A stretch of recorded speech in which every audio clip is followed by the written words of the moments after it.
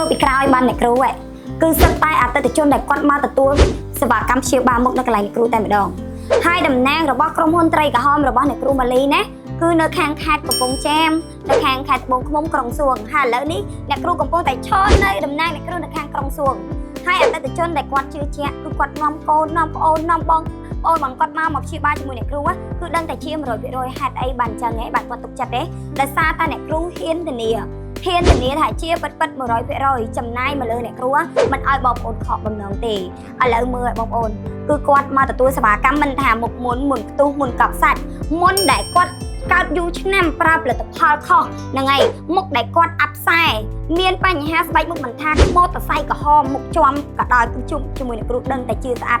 100% ហើយអតិថិជនមកទទួលសេវាកម្មព្យាបាលគឺសេវាកម្ម 10D តែម្ដងអញ្ចឹងអ្នកដែលគាត់មានបញ្ហាស្បែកមុខកុំភ្លេចអ្នកគ្រូម៉ាលីឯកទេសទៅលើបញ្ហាស្បែកចាស់អរគុណបាយបាយ